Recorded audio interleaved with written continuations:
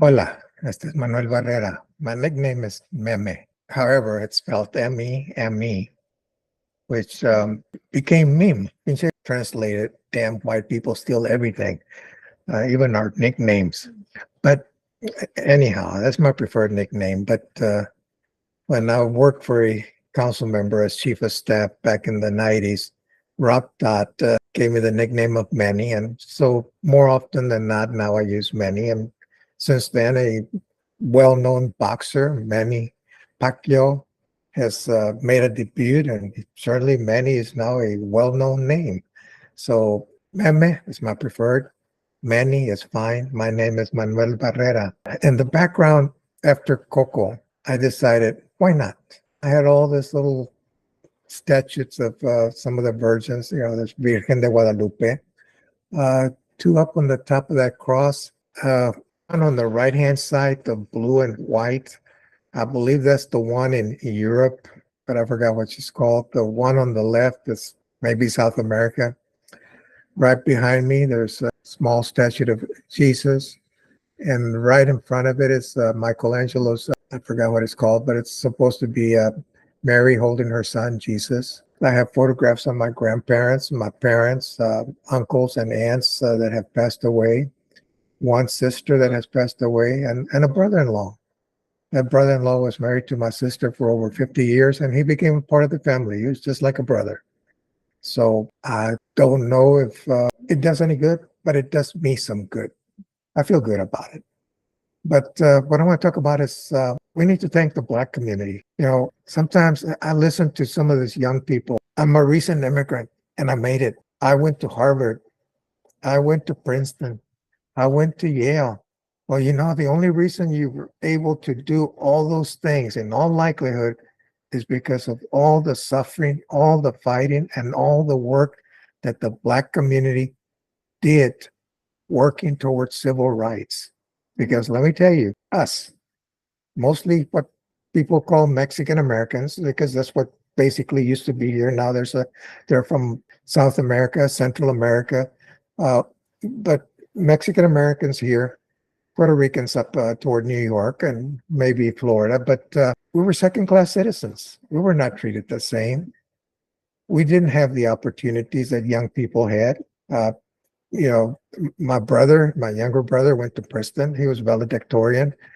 They came and they recruited him. I have a cousin that was also valedictorian. They gave him $100 scholarship and said, there you go. So a lot of things changed.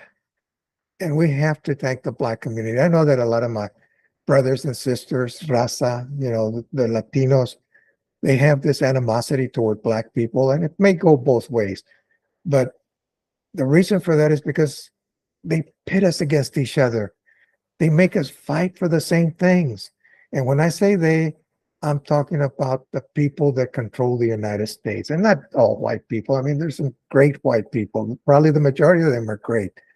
But they want to make sure that we stay toward the bottom.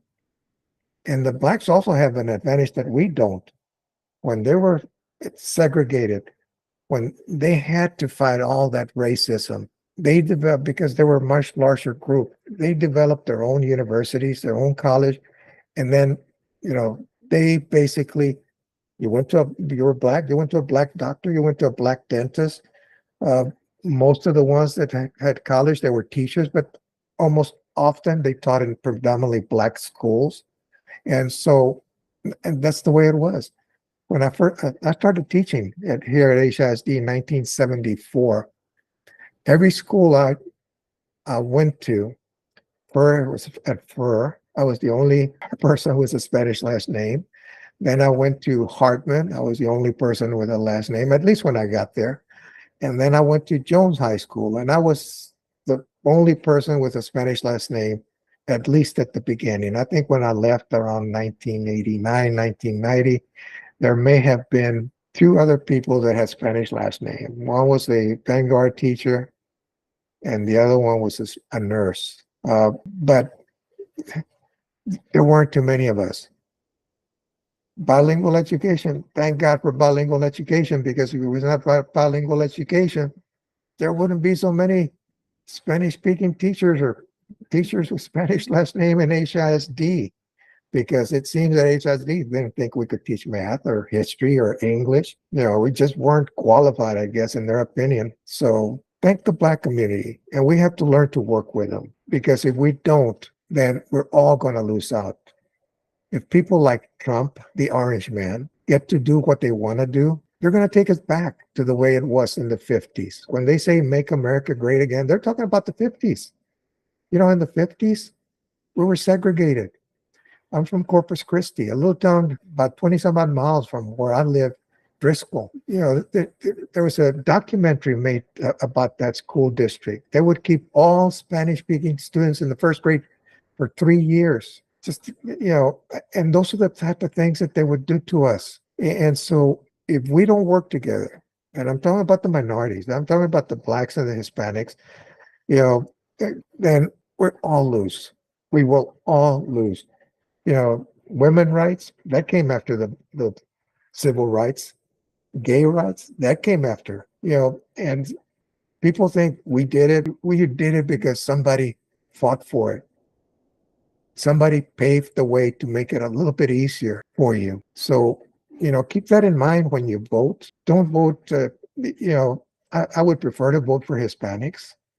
And often, if I don't know anything about any of the candidates, I will. But if I have time to research them, but when you have hundreds of candidates, it's kind of hard. Like next year, when the primaries, well, actually the general election, but the primaries, all those judges, it's very difficult to look up and research every single one of them. And you can't trust the Chronicle. The Chronicle is a racist, biased newspaper, in my opinion, and has been for years, and it will continue to do so.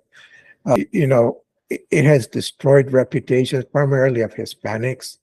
They viciously attacked Yolanda Navarro Flores, Abel Davila, Diane Olmos at ACC. And they did that without any proof. They just took the word of the administration. They didn't do research. And that's something I cannot forgive. I can never forgive them. I used to call them, and I still do, often refer to the Chronicle as the whore, because they're depending on how much advertisement they get, how much you pay.